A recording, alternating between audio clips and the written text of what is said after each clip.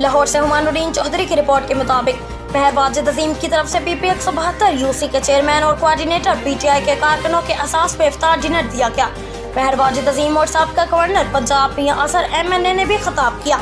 महर वाजिद अजीम ने मिसबाह वाजिद की कामयाबी पर कारकुनों का शुक्रिया अदा करता हूँ और कहा कि मैं कप्तान के साथ मुश्किल वक्त में साथ देने पर हल्का की आवाम को खराज तहसीन पेश करता हूँ और कारकुनों को सलाम पेश करता हूँ। मुश्किल से मुश्किल वक्त में साथ देने वाला और साथ छोड़ने वाला हमेशा याद रहता है। मैं हमेशा कप्तान के साथ खड़ा रहूंगा, मियां असर साहब का गवर्नर ने खिताब करते हुए कहा।